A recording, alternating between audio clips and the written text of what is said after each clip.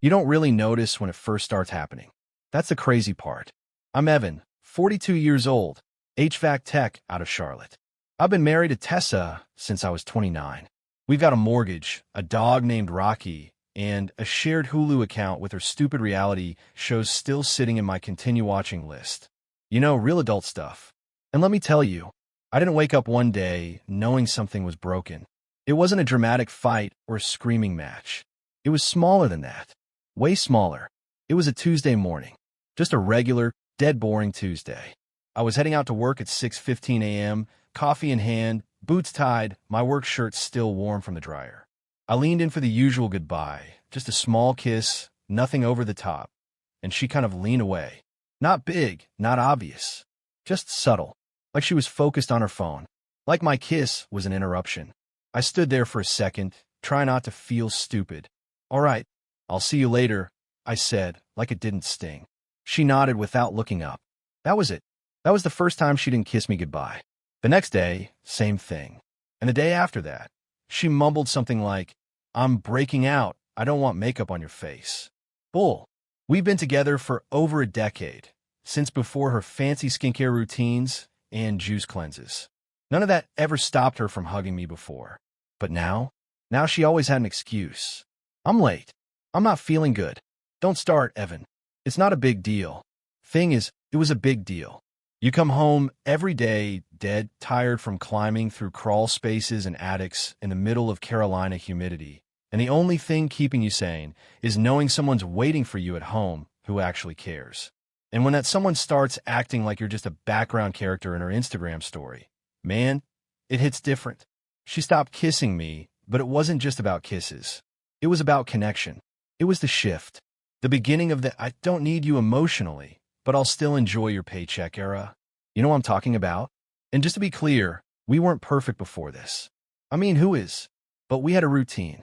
I'd come home, she'd ask about my day, we'd cook together, even if it was just throwing frozen pizza in the oven and laughing at dumb TikToks. That stuff started to fade, bit by bit, like watching paint peel off a wall. Instead of dinner together, she started ordering DoorDash just for herself, like 2 poke bowls or a Caesar salad and a smoothie from Clean Juice. She didn't even ask if I wanted anything. I'd walk in and she'd be sitting cross-legged on the couch, watching some true crime show with her AirPods and like I was just passing through her apartment. It's not like I didn't try. I did. I'd text her during the day, "Hey babe, how's your day?" Or, "You want to go grab dinner after I finish this install job?" You know I get back? Busy. Or worse. Nothing at all until hours later. "Oh, sorry, just saw this." Let me tell you, man, when someone stops seeing you, it's worse than yelling. Yelling means there's still fire. But silence? Silence is cold. I started noticing other things, too. Like how she'd laugh at her phone, but not at anything I said. How she started wearing perfume when she was just meeting a friend for coffee. She'd say it was Brie or Claire from her book club, but I'd never actually seen this so-called book club. And don't even get me started on the phone, always being face down. Every single time. The more I tried to reach her, the more I felt like I was clawing at a wall. One night, I finally asked, "Tessa, is something going on? Did I do something wrong?" And she sighed, like I was annoying her, like my concern for our marriage was just another thing she had to check off her to-do list. She said, "Evan, not everything's about you. I'm just stressed." Stressed. She wasn't working a full-time job. She did part-time event planning from home, mostly weddings and birthdays.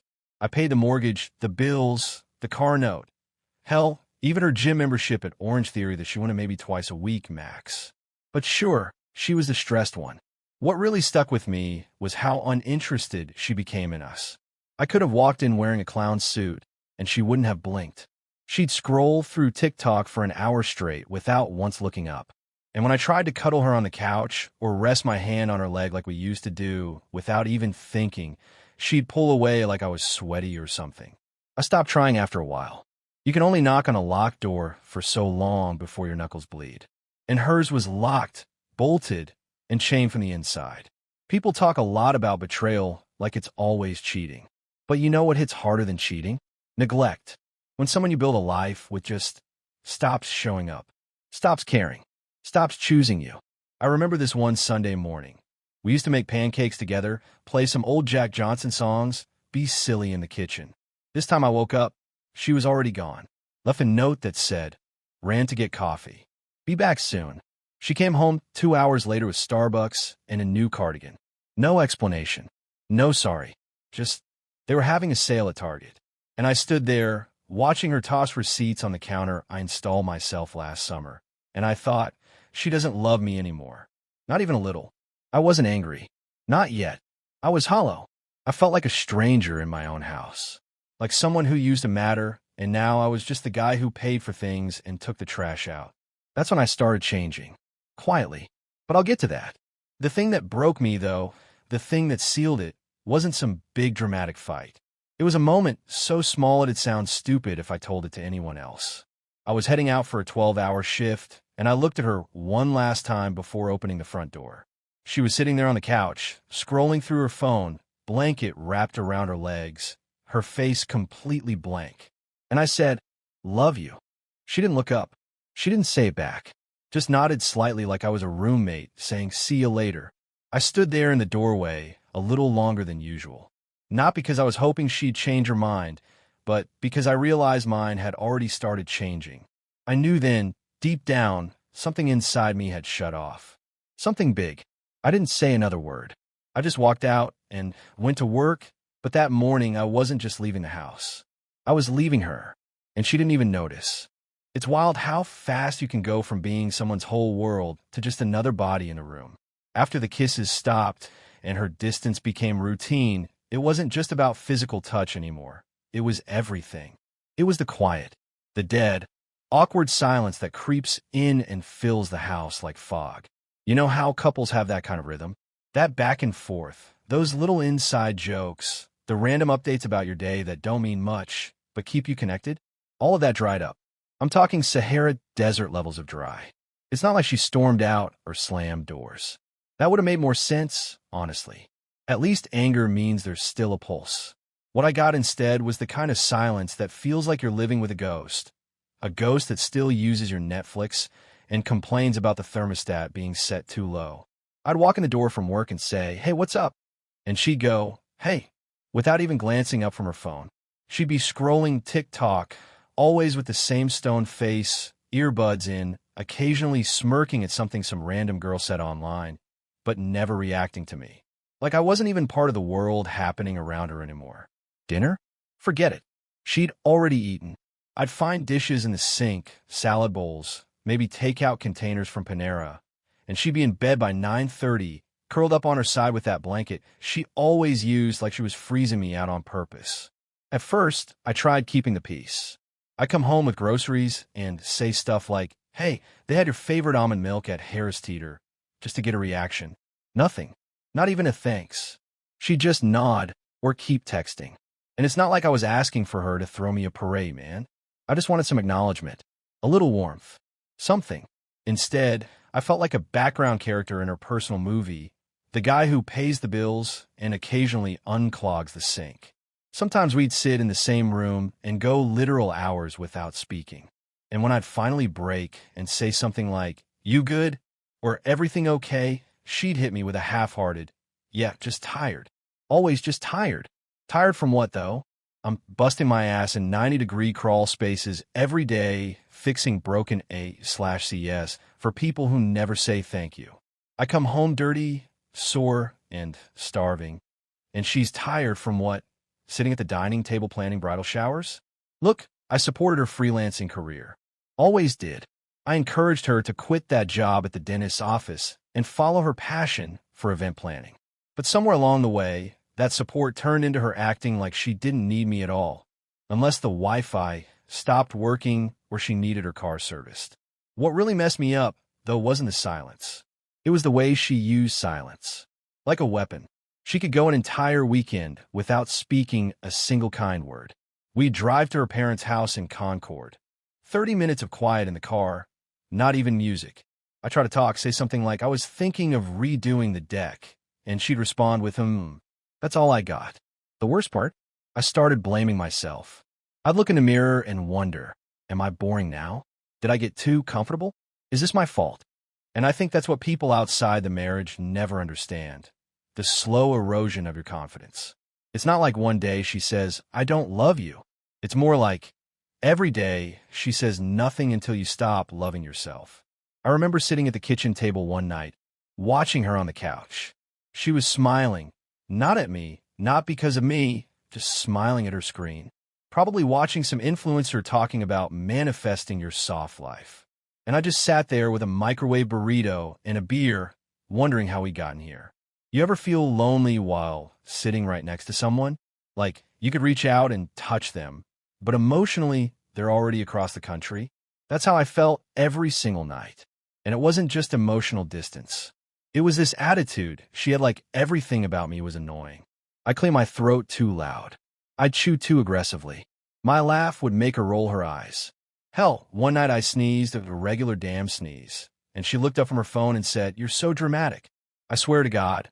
I started questioning whether I was actually annoying or if she was just finding excuses to hate me, so she wouldn't feel guilty for checking out. That's how twisted your head gets. Our dog, Rocky, he's this big mutt we rescued for shelter in Gastonia. He started sleeping on my side of the bed instead of hers. Even he picked up on the shift. Dogs can feel that stuff, man.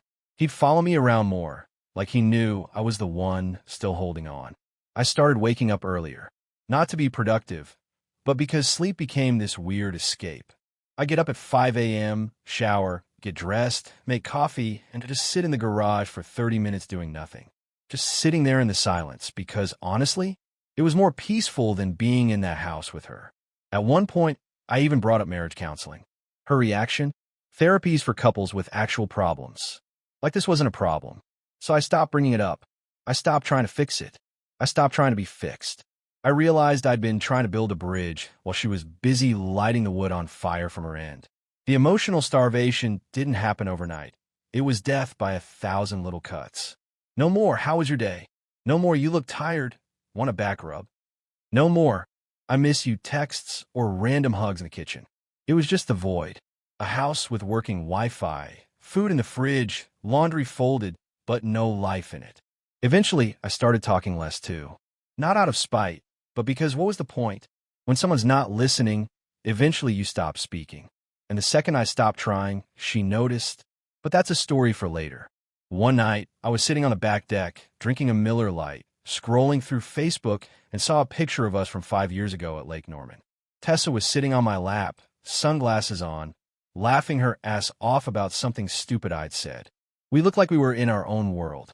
So happy, so in sync. And I sat there staring at that photo for 10 minutes, trying to remember what it felt like to be loved like that. But I couldn't. I couldn't even remember the last time she looked at me like I mattered. That's when I knew the love was gone. Not hers, mine. I wasn't mad. I wasn't sad. I was empty. And that kind of emptiness, it doesn't get filled by begging or promises or another we just need time. It gets filled by walking away. But I hadn't left yet. Not physically. That part was coming. For now, I just shut down. Quietly. Like a light fading out in a room no one uses anymore. You ever get to that point where you know deep down the relationship's dying, but you still throw one last Hail Mary? Just to prove to yourself that you gave it everything. That it wasn't you who gave up? Yeah, that was me. Even after all the silence, the cold shoulder, the emotional black hole our house had turned into, I still had that sliver of hope. Maybe it was habit. Maybe it was denial. Maybe it was just love refusing to let go without a final swing. So I tried. One last time. It started on a Thursday morning. I was sitting in my work van eating a cold sausage biscuit from Bojangles and listening to the radio. Some guy talking about how he and his wife had hit a rough patch and went away for the weekend to reconnect. And he said something that hit me hard. We stopped being partners and started acting like coworkers who live in the same house. Man, that hit like a punch in the ribs. That was exactly what it felt like between me and Tessa. So that night, I sat down and planned a little weekend for us. Nothing crazy. I wasn't trying to fly us to Miami or go full Nicholas Sparks. I just thought we could drive up to Asheville, stay at a little cabin, grab dinner downtown, maybe hit the Blue Ridge Parkway and clear our heads. Just remember how to be us again. I found a place on Airbnb, cozy spot, wood-burning fireplace, pet-friendly, so Rocky could come too. Booked it. When I got home, she was in the kitchen, scrolling through her phone while pretending to make salad. I walked in and said, "Hey, so I was thinking, what if we took a weekend off? Just you and me. I found a cabin up in Asheville. It's got a hot tub, a little view of the mountains. Could be good for us." She didn't even look up, just said, "I got that bridal expo next weekend. You know that." I said, "Yeah, but this is important too, don't you think?" She sighed and finally made eye contact barely. "Evan, you can't just spring this stuff on me. I have things going on." And just like that, the door shut. But I didn't give up. Not yet. The next morning, I got up early and made her breakfast. Not just toast and eggs. I made pancakes, bacon, fresh strawberries. I even made her favorite oat milk latte with cinnamon, the way she used to like it. Set it all up on the dining table. She came down, hair tied up, wearing that faded college sweatshirt she always threw on in the mornings. She walked past the table like it wasn't even there. I said, "Morning. I made you breakfast." She looked over at the food, raised her eyebrows like she was mildly confused, and said, "I'm not really hungry." Then she grabbed a protein bar from the pantry and went back upstairs. I just sat there staring at the food. My fork never touched the plate. But I kept going. That night, I picked up a bottle of her favorite rose and rented one of those cheesy rom-coms she used to love, Crazy Stupid Love. Set up the living room with a blanket, dim lights. Even lit one of those expensive candles she always saved for special nights. She walked in, looked around, and said, "Is this for something?" I said, "Just figure we could hang out like old times. Relax. Talk." She stood there for a second, like she was deciding if it was worth it, then said, "I've got a Zoom call with a client in 20 minutes, and disappeared into the bedroom. I shut off the movie halfway through. Sat in the dark with a half-empty glass of wine and Rocky curled up next to me, snoring like he didn't have a care in the world. And you know what? That was probably the most affection I'd gotten in weeks. But still, I wasn't done trying. I thought maybe it wasn't the big things she wanted. Maybe she missed the simple stuff, the little gestures. So I went back to what I used to do back when we were first dating. Left her sticky notes on the bathroom mirror. "You're beautiful. Hope your day's amazing. Still proud to call you mine." She didn't say a word about them. I found 2 of them crumpled in the trash the next morning. So I started texting her during the day like I used to. Not just the, "Hey, what's for dinner" stuff, but real messages. "Thinking about you. Saw something that reminded me of our beach trip last summer. Miss you." Half the time she didn't respond. And when she did, it was dry. One-word replies. "Cool. Nice. Busy RN." I even tried complimenting her. Told her how good she looked in this burgundy dress she wore one night before heading out to a girls' dinner. She looked at me and said, "It's just a dress, Evan. Relax." It was like she couldn't even accept kindness without resenting it. Like I was bothering her by caring. I remember one night, she came home late, probably close to 11 p.m., and I asked how dinner went. She said, "Fine," then grabbed a bottle of water and went to bed without another word. No kiss, no goodnight, just a closed door. And that's when something inside me broke. I stood in the hallway, staring at the closed bedroom door, and I realized I was done chasing. I had tried. I had really tried. I put aside my pride, my ego, my pain, just to see if there was anything left to save. There wasn't. She didn't even want to be saved. She just wanted freedom, space, comfort, access to the life I built without having to show up for me emotionally. And the thing is, I didn't need her to be perfect. I didn't even need her to be overly affectionate or clingy. I just needed to feel like I mattered. Like my presence meant something more than a debit card and a working dryer vent. The thing about being enough is that it's not about what you do. It's about how the other person sees you. And once someone decides they're done seeing your worth, it doesn't matter how much effort you pour in, it just spills out the bottom like a cracked bucket. I went to bed that night, laid next to her without touching her, and stared at the ceiling for 2 hours thinking, this is it. This is the last night I beg someone to love me. After that, I stopped writing notes. I stopped planning surprises. I stopped buying flowers. I stopped asking how her day was. And most importantly, I stopped apologizing for being me. Because the truth is, I wasn't the problem. I was just the guy trying to feed a relationship that already starved to death months ago. And the thing about effort? It only matters when the other person wants to meet you halfway. She didn't. So I stopped walking in circles by myself. But what came next? That's where things really started to shift. Because when I pulled back, she noticed. And not in a let's fix this kind of way. No, more like, why are you different? But by then, I had already started to wake up. You ever wake up one day and feel different, but can't exactly explain it? That was me. It wasn't like I had some huge epiphany or found a text from another guy or walked in on her doing something scandalous. Nothing dramatic like that. What actually happened was nothing. And that's exactly what changed everything. One Thursday morning, I woke up and realized I didn't care what mood Tessa was in. I didn't care if she smiled at me or ignored me. Didn't care if she kissed me goodbye or rolled over and went back to sleep. And that scared me. But not because I was afraid of losing her. It scared me because I finally understood I had already lost her. And what's worse, I had lost myself along the way. You see, I've been bending over backwards for months, trying to bring life into a relationship that had been emotionally dead for a while. I had watered the plant, moved it to the sunlight, trimmed the leaves, but it was still dying. And one day I just stopped. I stopped playing the fool. And that shift, it was quiet, subtle, but real. I didn't slam doors. I didn't yell or accuse. I just stopped showing up emotionally the same way she had stopped long before me. She didn't notice it right away. That's the funny part. She was so used to me trying, checking in, asking if she wanted dinner, offering to rub her back after long days, texting her funny memes just to get a smile, that when I stopped doing it, she assumed I was just in a bad mood or tired. But day by day, she started to notice the silence. And she didn't like it.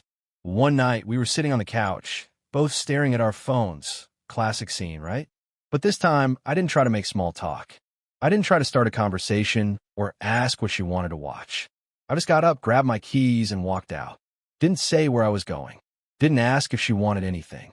I drove to the gas station, got a beer and a Slim Jim, and sat in the parking lot listening to a podcast. Alone. Peaceful. Nobody nagging. Nobody ignoring. Just me. When I got back home an hour later, she asked, "Where were you?" I said, "Just needed some air." She looked at me a little longer than usual, like she couldn't quite figure out the tone. It wasn't angry. It wasn't cold. It was detached, and that bothered her more than if I had snapped. You see, up until that point, she had all the power. She decided when we talked, when we didn't. She decided if we were affectionate, if we were distant. I was always responding, chasing, adjusting to her mood like some damn thermostat. But now she was dealing with a version of me that didn't need her mood to dictate mine. That's when I knew I was on the right track. Next morning, she got up and actually made coffee. For both of us. That hadn't happened in months. She set the mug on the table like it was some kind of peace offering. I said, "Thanks," drank it, and didn't say anything else. She asked, "You okay?" I nodded. "I'm good," and I meant it. I started focusing on me again, for real this time. Not to get her attention, but because I genuinely needed to pull myself out of the emotional pit I'd been buried in. I hit the gym before work. Nothing fancy, just the local Planet Fitness off Independence Boulevard. Did some treadmill, lifted light. Got a protein shake after. It wasn't about getting jacked or impressing anyone. It was about doing something for me. I also started hanging out with people again. Old friends I hadn't seen in years because Tessa didn't like the vibe or thought they were immature. Guys like Marcus and Ray. We used to work together before they started their own HVAC business. We grabbed beers one Friday after work, and I laughed harder in those 2 hours than I had in 6 months at home. That night, I came home a little buzzed, nothing wild, and she was on the couch, arms crossed. "You could have texted," she said. I shrugged. "Didn't think you'd care." She just stared at me. You could see it, that flicker of confusion, maybe even fear. Because for the first time, she realized I wasn't chasing anymore. I wasn't trying to fix things. I wasn't begging for her attention. I had pulled the plug, emotionally, financially, mentally, and she didn't know how to handle it. That weekend, I cut off the shared Amazon account, changed the password on the Netflix, removed her from the credit card I had added her to when she was freelancing full-time and barely making anything. I didn't do it to be spiteful. I did it because I was done funding a one-way street. You stop kissing me? I stop handing you comfort. You stop showing up for me? I stopped bending over backwards to make your life easier. It wasn't revenge. It was balance. She noticed quick. Next time she went to check out at Target, card declined. Call me. What's wrong with the card? I said, it's closed. You'll have to use your own now. There was a long silence. Then, you're being petty. No, I said. I'm just done investing in someone who's already emotionally cashed out. Click. She hung up, and I smiled. It's not that I was trying to hurt her, believe me. That was never the goal. I loved her. Hell, part of me still did. But there's a difference between love and self-destruction. And I was done destroying myself to hold up a marriage she wasn't even touching anymore. That next week, I sat down and wrote out a list of things I wanted for myself. Simple stuff. Fix the garage door. Start saving for a solo trip to Colorado. Cook meals that I actually enjoy. Join a local rec basketball league. I hadn't done anything like that in years because my entire identity had been wrapped around keeping the marriage alive. But now I had space to breathe. And as I started standing taller, smiling more, dressing better, she noticed. One night she walked into the kitchen while I was cooking salmon, broccoli, brown rice. She said, "Smells good." I nodded. Yeah, I've been experimenting a little. She stood there, watching me for a second, then asked, "You're really different lately." I just looked at her and said, "I am." And I meant it. You ever watch someone panic when their emotional vending machine suddenly stops working? That's what started happening with Tessa. All those years, she got unlimited access to my attention, like it was some kind of free subscription. No login, no password, no effort needed. She didn't have to say please, didn't have to show appreciation, didn't even have to look up from her phone. Just existed in the same room, and I gave her love, care, presence, everything. But now the machine was unplugged. And let me tell you, the moment I stopped being on demand, she noticed fast. It started small. Like, she walked into the kitchen one morning, and I was at the table sipping coffee, reading the news on my phone. Normally, I'd ask if she wanted coffee too, or offer to make her oatmeal the way she liked it. Almond milk, blueberries, a little honey on top. But that morning, I didn't say a word, didn't even look up. She opened the cabinet, looked around, and finally said, "You didn't make any for me?" I said, "Didn't know you were having any." You should have seen her face. Not mad, just confused. Like I had broken a script she wrote years ago. From that day on, things got awkward real quick. She'd come home from one of her work meetings, which, let's be real, were just fancy brunches with her friend Becca, where they sipped mimosas and pretended to brainstorm about centerpieces, and I wouldn't be waiting by the door anymore. I'd be outside, sanding down a piece of wood for the fire pit project I started in the backyard. Shirt off, music playing, mind in my own world. She'd wave from the porch like, "Hey," expecting me to light up or ask about her day. I'd just nod and keep working. No chase. No compliments. No, "You look nice." And that's when I realized something big. Tessa had grown addicted to being the center of my world, but never earned it. For years, she was used to being orbiting around, and I was the sun, always shining, always available, always giving off warmth no matter what she did. Now, I was gone, and her universe was getting cold. She tried to pull me back in subtly at first. Started dressing a little nicer at home. One night, she wore this old, oversized shirt I used to love on her. Used to call it her sleepy kitten shirt, and she walked past me a little slower than usual, like she was trying to get my eyes to follow. I didn't budge. Another night, she made tacos, something she hadn't done in months, and brought me a plate without even asking. I said, "Thanks," and ate while watching the game. Didn't offer more. Didn't say it reminded me of old times. Didn't open any door for her to walk back through. She was fishing. I wasn't biting. And I know how this sounds, like I was playing games. But here's the truth. I wasn't trying to punish her. I was just done giving away intimacy, care, and presence to someone who hadn't given me those things in months. Attention, affection, access, all those things have value. And I finally decided to stop giving them out for free to someone who clearly didn't see the worth in them. Let me give you a perfect example. That Friday night, she asked if I wanted to go with her to her cousin's housewarming. Normally, I'd have gone just to show face, make her look good, be the supportive husband while she networked with her family. But this time, I said, I'm staying in. Got some stuff to work on. She blinked. You're not coming? No, you always come. Not anymore. She didn't argue.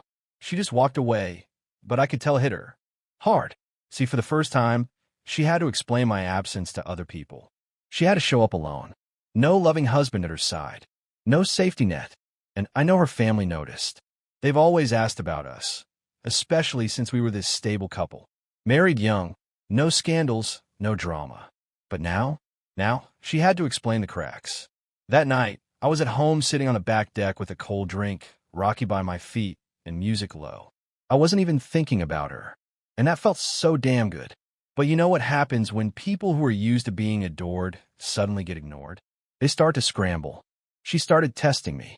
One night, out of nowhere, she walked into the living room and sat right next to me, like right up against my side, something she hadn't done in what felt like a year. I was watching a documentary, and she just leaned her head on my shoulder. I froze, not because I was nervous, but because it felt so fake. I didn't move, didn't react. After a minute, she said, "Are we okay?" I looked at her and said, "We're civil." She frowned. "That's it." I shrugged. "It's better than how things were."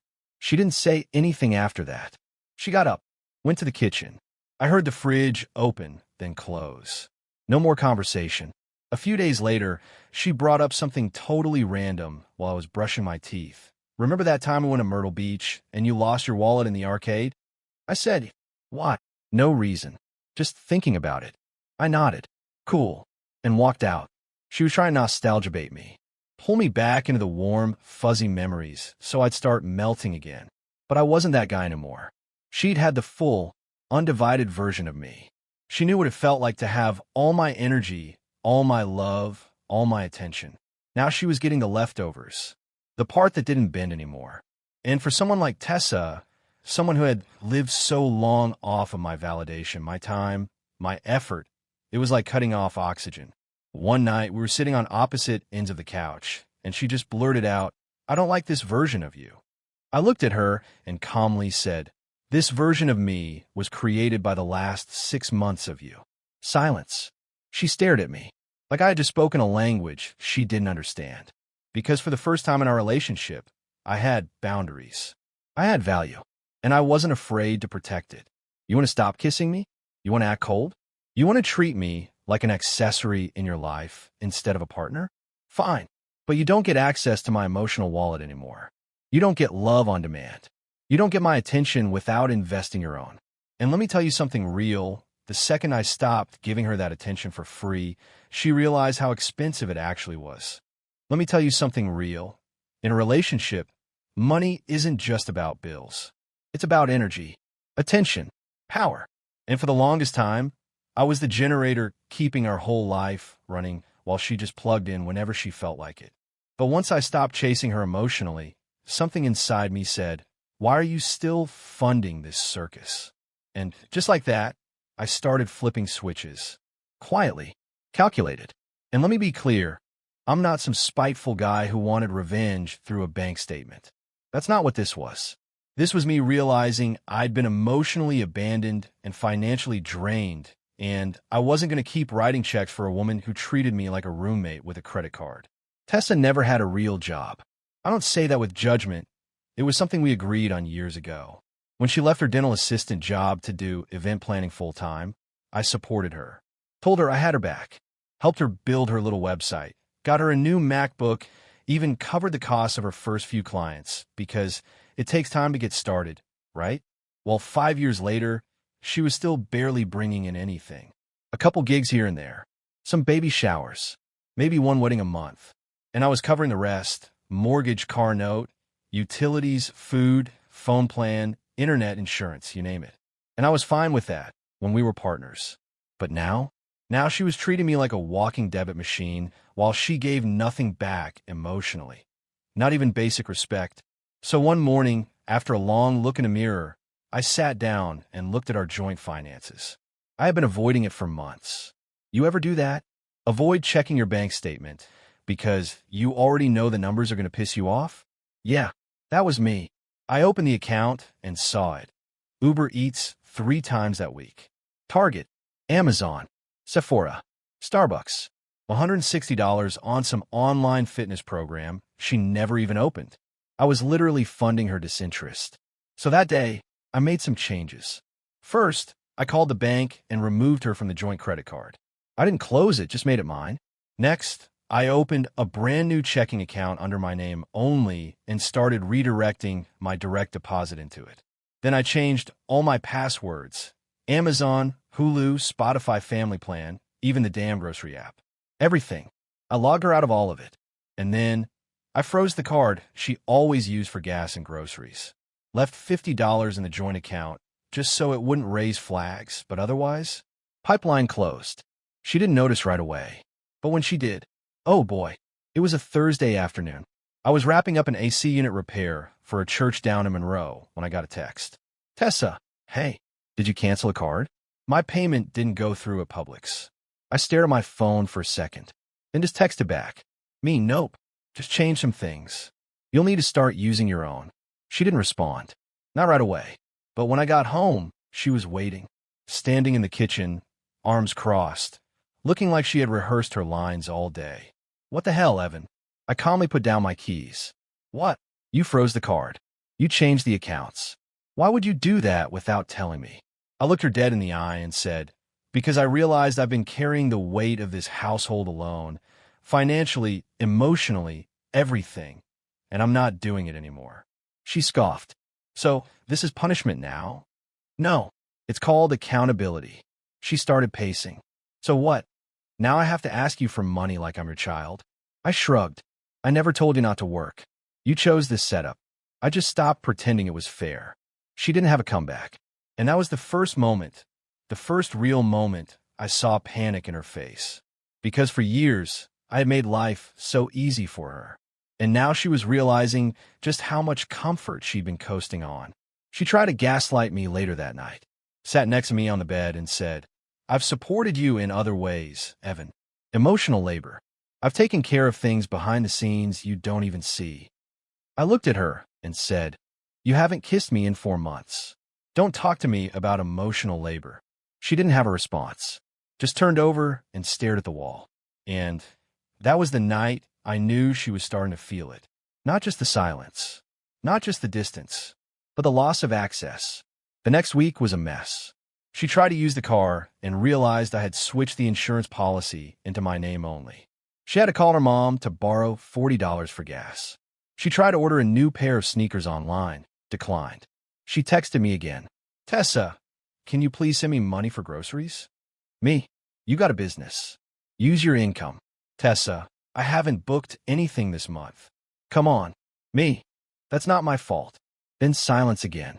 The power shift was real. And you know what? I didn't feel guilty. For years, I gave everything without keeping score. But when she stopped showing up and started acting like I owed her my love, my time, and my money while she gave nothing, that's when I realized the balance had been off for way too long. I was just fixing it. You see, in most relationships, we're taught to just keep giving. Happy wife, happy life. But what happens when the wife isn't happy and she's not making you happy either? What happens when she's taking from every angle and acting like it's your job to accept the bare minimum? I'll tell you what happens. You freeze the pipeline. You cut off the free supply. And you let her feel the cold you've been surviving in for months. And that's when the real cracks begin to show. There's this strange, almost electric moment that hits you after you've been emotionally gutted, after the silence, the coldness, the rejection. And then one day, you don't feel it anymore. That day came for me. It wasn't dramatic. It wasn't during some self-help book or standing on a mountaintop yelling, I'm free. Nah, it was a Tuesday morning. I woke up early like usual, made my coffee, walked Rocky, and while brushing my teeth, I looked at myself in the mirror and realized something simple but powerful. I felt good. Not just physically, but emotionally. Clear, like I could breathe again. And I didn't realize it right away, but that's when I stopped being the guy who was begging to be loved and started being the guy who knew he was worth loving. Let me explain. Since I'd pulled back emotionally and financially, I had this newfound space in my life. Space I didn't even realize I was missing. And I started doing things for me. Not to impress anyone, not to win her back, but because I wanted to feel alive again. I changed my routines. Started waking up earlier, not because I had to, but because I liked the quiet before the world got loud. I'd sit on the back porch, sip my coffee, listen to some Chris Stapleton or Nathaniel Rateliff, and just be. No buzzing phone, no awkward silences with Tessa, no tension in the air. Just peace. That alone was worth more than anything I'd been begging her to give me. I joined a local gym, nothing fancy, just a warehouse-style place about 10 minutes from the house. I wasn't trying to get ripped or anything. I just wanted to move, sweat, feel strong again. And man, it worked. I dropped 12 pounds in 6 weeks. Got some muscle back. Started wearing clothes that actually fit right. Even my barber noticed. He's this older guy named Darnell, owns a little shop in Matthews. He looked at me and said, "Evan, you look 10 years younger, my man." I laughed, but it felt good. And here's where it gets wild. That energy, it showed. Not just in my body, but in the way I walked, the way I talked, the way I carried myself. And people responded. Strangers smile more. The woman at the bakery down the street, remember my name. The girl at the gym, Casey, started chatting with me between sets. She was smart, funny, divorced like me, raising a daughter, working 2 jobs, but still had this lightness in her. We talked about music, bad first dates, books we pretended to read. I wasn't rushing anything with her. I wasn't even sure what I wanted, but it felt good to be seen, to be listened to matter again. Meanwhile, back home, Tessa was unraveling slowly. She didn't say it out loud, not at first, but I could feel it. She'd start hovering around me more, asking little questions like, "Where you headed?" when I grabbed my keys. Or, "You've been dressing up a lot lately. Is that for work?" "Nah, sweetheart, this isn't for work. This is for me." She even tried cooking again, made this chicken Alfredo one night, just like she used to in her early years. Set the table, lit a candle. I walked in and said, "Smells good," then grabbed a plate and took it to the living room. She looked stunned, like, "Wait, aren't you going to sit with me?" But I wasn't playing the game anymore. She lost that privilege when she decided my love wasn't worth showing up for. And here's the part nobody talks about. When a man truly finds peace with being done, that's when he becomes magnetic. Not needy, not bitter, just grounded, calm, confident. I started taking better care of myself in every way. Read more, ate better, cut out the beer, took Rocky on longer walks, sometimes down to Freedom Park just to clear my head. I even went and got my teeth whitened. Not for Instagram, not for revenge, just because I was proud of myself again. And the more I grew, the more she shrank. Tessa started dressing up to sit in the living room, started wearing perfume just to walk to the mailbox, started pretending to scroll while side-eyeing me on the couch. She was scrambling, not because she loved me again, but because she couldn't stand that I had stopped loving her. And deep down, she knew. She knew the guy who once bent over backwards to make her happy, the one who planned romantic getaways, who paid for everything, who waited for affection like a kid waits for Christmas. He was gone, replaced by someone stronger, smarter, free. The day everything shifted publicly was at her cousin Jenna's birthday party. We went separately, technically still married, but barely functioning as a couple. I showed up in a black Henley, jeans that actually fit, and a fresh pair of Timberlands. Casey had texted me before I left. "You got this. Be unbothered." And I was. At the party, people kept coming up to me like, "Evan, man, you look good. What's going on with you?" I just smiled and said, "Just taking care of myself these days." Tessa saw. She heard, and she was pissed. Not because I embarrassed her, not because I did anything wrong, but because the man she thought would always be waiting wasn't waiting anymore. On the drive home, she finally snapped. She said, "You've changed." I said, "Yeah, I have. You're colder now, like you don't care." I looked at her for a second, then said, "I spent a long time caring for both of us, and I'm tired. Now I just care for me." She didn't respond. Her eyes were glassy, but she wouldn't let herself cry. Pride. That night, I slept better than I had in months. Because finally, I realized I wasn't the broken one. I wasn't the weak one. I was the loyal one, the loving one, the one who kept showing up until there was no reason left to show up anymore. And now I was the prize. Not out of ego, not because I needed validation, but because I rebuilt myself brick by brick, and no one could take that from me again. You can always tell when someone realizes they're not in control anymore. Not because they say it, but because of how they start scrambling to fix things they never thought they'd need to fix. That's exactly what happened with Tessa. After months of giving me the cold shoulder, brushing off my affection, spending my money like water, and treating me like a ghost in my own home, she suddenly switched up. It was subtle at first. Little things. She started waking up early again. Not for work, not for anything productive, but just to be awake when I was. I'd be pouring my coffee in the kitchen, and she'd magically appear in a matching pajama set, hair tied up neat, offering a fake little smile. "Morning," she'd say, and I'd respond with a simple, "Hey." Nothing else. No eye contact. No warmth. Just neutral. And it killed her. Because for years, I was the emotional thermostat in the house. If I was warm, she felt comfort. If I was down, she'd ignore it until I reset myself. But now that I was unbothered, she didn't know how to act. The control was slipping through her fingers, and the more calm I got, the more unhinged she started to become.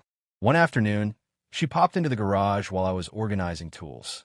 "You've been quiet lately," she said, leaning against the doorway like we were on good terms again.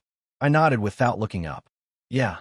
She waited a second, expecting me to follow that with something, an apology, maybe, or a question like, "Are we okay?"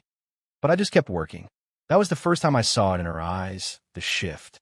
That panic flicker of, "Wait a minute, did I lose him?" A few days later, she took it up a notch. I came home from work, sweaty and beat from crawling around an attic for hours, and there she was in the kitchen making dinner. I hadn't seen her cook a real meal in months. She had candles lit, music playing, our old playlist, the one from when we used to road trip to Savannah. She turned around with a little smile and said, "I made that shrimp linguine you like." I didn't say anything at first. Just walked past her, washed my hands, grabbed a plate. She waited for me to say something, anything, and finally asked, "You okay?" I looked at her and said, "I'm fine." Then I ate in silence. Not because I was trying to be petty, not because I wanted revenge, but because I was done playing along. She tried again 2 nights later. Came into the living room while I was watching the Hornets game. "You mind if I sit with you?" she asked, already curling up beside me on the couch like it was normal. I didn't flinch, just said sure. She leaned her head against my shoulder. I didn't move. Then, out of nowhere, she tried to kiss me. Just like that. Months of coldness. Months of her rejecting every touch, every little bit of affection. And suddenly she wanted to pretend none of it happened. I turned my face slightly, and she ended up kissing my cheek instead. She pulled back and looked confused. "What's going on with you?" And I said, "I could ask you the same thing." She blinked. "You're acting like you don't even want me anymore." And for the first time, I gave her the truth. Because I don't. That hit her like a brick. She sat there frozen for a second, like she couldn't believe I had the nerve to say it out loud. But I meant it. I wasn't trying to hurt her. I wasn't trying to spark a fight. I was just telling her the truth that had been bubbling under the surface for a while now. She stood up, frustrated. "So what? This is payback now." I looked at her and said, "No. This is what it looks like when someone finally values themselves." That was the moment she realized she had no more grip, and the panic started showing in waves. She began doing laundry, folding my shirts the way she used to. She cleaned out the garage without me asking. She even went out and bought me new cologne, said she thought of me when she saw it. I said thank you, but I didn't let it open any doors. Because that's what people do when they panic. They try to rebuild the bridge they burned, acting like the fire didn't leave scars. The big one came the following weekend. I was heading out to meet a few friends for drinks. Ray, Marcus, and a couple other guys. Nothing wild, just guys talking trash and decompressing. Tessa stood by the door as I got ready, watching me put on my boots. "Are you going out?" she asked, like she didn't already know. "Yep. Who with?" I grabbed my wallet. "Some old friends. You didn't ask if I wanted to come." I paused for a second, then said, "You haven't wanted to come with me anywhere in over a year. Why would I start asking now?" Her face dropped. She didn't say anything, but her eyes said everything. She wasn't used to this version of me. She wasn't ready for the man who no longer needed her permission. That night, she called me twice. I didn't answer. When I got home, she was sitting on the couch, arms crossed, fake calm. "Everything good?" I asked. She nodded. "Yep. Just wondering where you went." "I told you," I said. "Out." She stared at me for a second and then said the words I've been waiting for. "I don't like how distant you've become."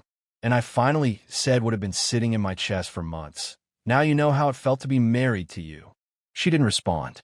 She just looked at me like I was a stranger. And maybe I was, because the version of me she'd gotten used to was gone, dead and buried under months of rejection and silence. Now she was the one chasing, the one wondering, the one asking where I was going, what I was doing, who I was talking to. She used to be so sure she could get me back with a few nice words and a plate of pasta. But now she was dealing with the reality that love doesn't stay when respect disappears. And the scariest part for her wasn't that I was mad. It wasn't that I was yelling or throwing ultimatums. It was the fact that I was calm, silent, unbothered. Because when a man gets to that level of peace, the game's over. There comes a moment in every broken relationship where the silence isn't enough anymore, where the distance has done its job, but the words still need to be said. Not to argue, not to guilt trip, but just to speak the truth out loud, so both people finally stop pretending.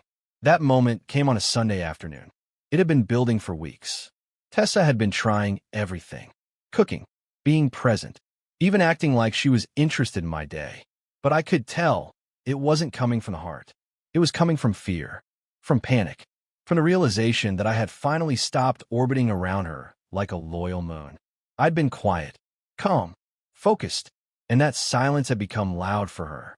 You could see it in the way she looked at me, almost waiting for a crack, waiting for the old Evan to come back, the one who chased, the one who forgave everything, the one who needed her. But that Evan was gone, and it was time I told her. She was sitting in the kitchen, scrolling through her phone, pretending not to care. That fake nonchalant thing she always did. But I could feel the tension. I'd been feeling it all week. I was done dragging it out. I pulled out a chair, sat down across from her, and said, "We need to talk." She looked up, guarded. "About what?" I took a breath. No anger, no edge, just truth. About us, or what's left of us. She set her phone down slowly, like she already knew where it was going. "I'm listening," she said, and I nodded. "Look, Tessa, I'm not angry. I'm not here to yell. I just need you to understand something, and I need to say it clearly. You didn't lose me recently. This didn't happen overnight. You lost me a long time ago." She didn't say anything. Just sat there, arms crossed, eyes on mine. Defensive. I continued. "I spent months, trying to figure out what was happening. Wondering what I did wrong. Trying to fix things that you weren't even interested in fixing. I planned weekends, cooked dinners, left notes on your mirror, texted you during the day just to remind you I was thinking about you." She blinked, but didn't look away. "And in return, you gave me distance, coldness, silence. You rejected every effort like it was some chore. I begged for connection, and you made me feel like I was asking for too much just to be kissed goodbye." Still no response. Just a clenched jaw. I leaned forward a little. "And I get it now. I do. You weren't in it anymore. You had already clocked out, emotionally, mentally. But instead of ending it, you just let me rot. Let me suffer in a home that felt more like a waiting room than a marriage." She finally spoke. Quietly. "I didn't mean for it to get that bad." I nodded. "But it did. And you didn't stop it. You let it keep going until I broke." I could see her start to shift, like she wanted to argue, but I kept going.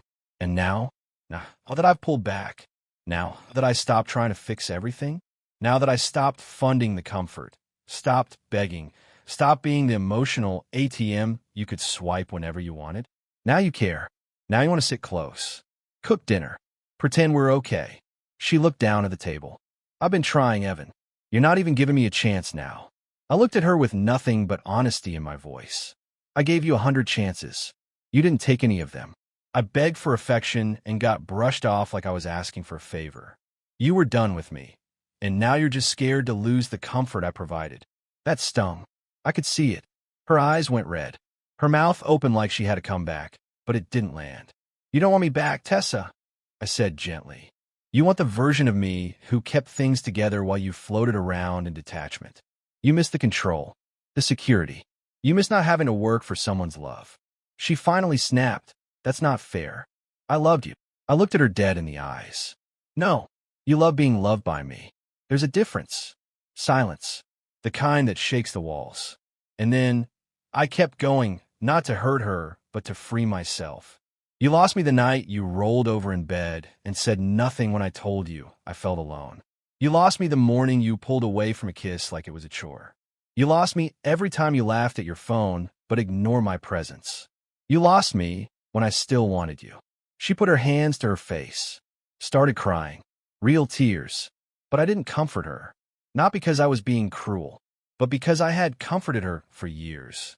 And now, she had to sit in her own silence for once.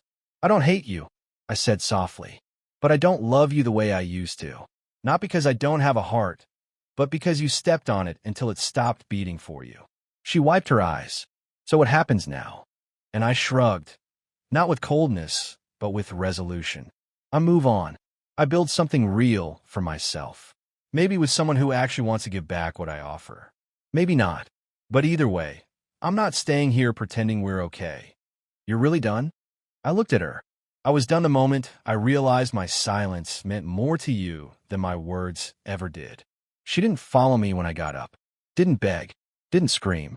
She just sat there, in that same kitchen where I had once made her pancakes every Sunday morning. Only this time, she was the one being served, a truth she never thought she'd hear. That the man who loved her more than anything finally loved himself more.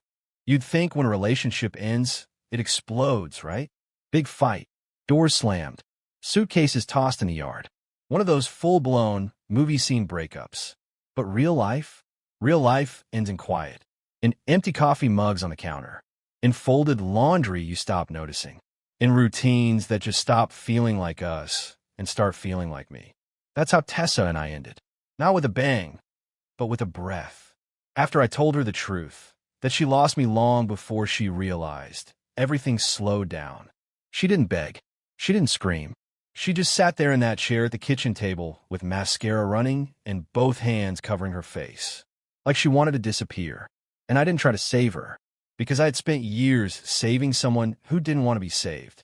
The next few days were awkward. We were still technically under the same roof, but everything felt temporary. The house, the rooms, even the air between us. Like the walls were waiting for the final decision. I found a short-term rental a few miles away. Small place, clean, quiet, with a backyard for Rocky. Signed the lease, packed up 3 duffel bags, my tools, and a few essentials. That was it. No drawn-out explanations. No dramatic speech. I just left the key on the kitchen counter and walked out the front door.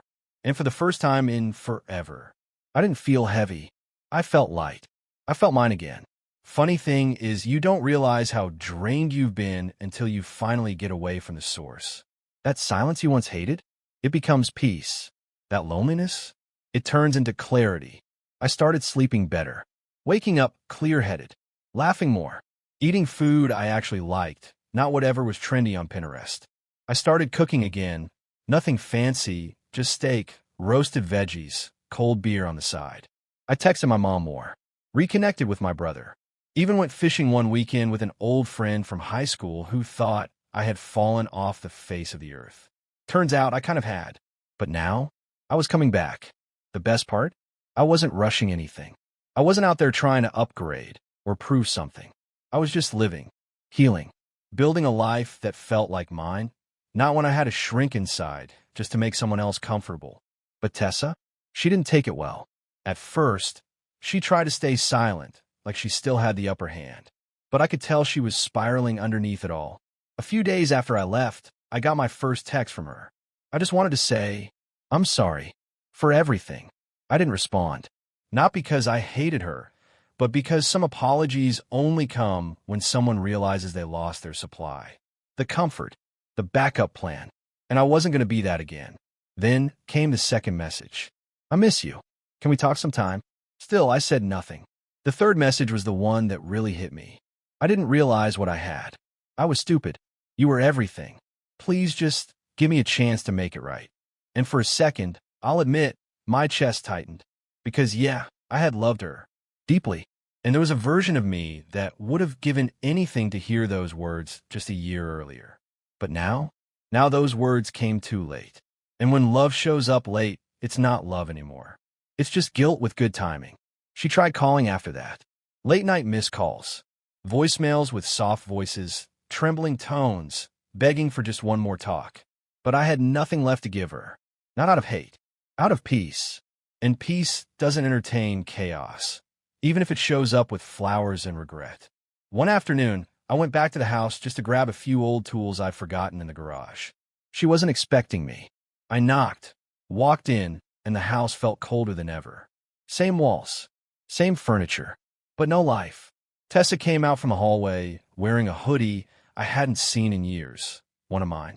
Face bare, hair messy, like she hadn't been sleeping much. She froze when she saw me. "Hey," she said softly. "Just grabbing a few things," I replied, not even stepping past the kitchen. She nodded, arms crossed, like she was holding herself together. "I've been thinking a lot," she said. "I know you probably don't care anymore, but I'd do anything to fix this."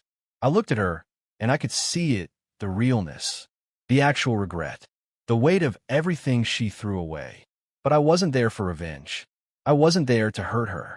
I just gave her the one thing she had refused to give me for so long: honesty. "I'm glad you see it now," I said, "but I already built a life without you in it." She nodded slowly, tried to hold back tears, but I could tell the reality had finally landed, that I wasn't angry. I was just gone. And that's what hurts more than anything for someone who always thought you'd stay no matter what. When they finally see that you're not mad, you're just done. I grabbed my toolbox, gave Rocky one last "let's go," and walked out without looking back. That was the last time I saw her in person. She still texts sometimes, every few weeks, usually late at night, usually one-liners like, "I miss you. I saw your truck the other day. I hope you're happy." And I am. I really am. Casey, the woman from the gym, and I reconnected slowly, naturally. No pressure, just two grown people figuring things out. We're not rushing anything, but there's laughter, conversations that go deep, respect, kindness. And the best part? When she looks at me, she sees me. Not the provider, not the fixer, not the backup plan. Me. These days, I wake up in a bed I picked, in a home I built, with peace in my chest and no regret in my bones. That's my victory. No revenge plot, no toxic back and forth, no dramatic scenes, just peace.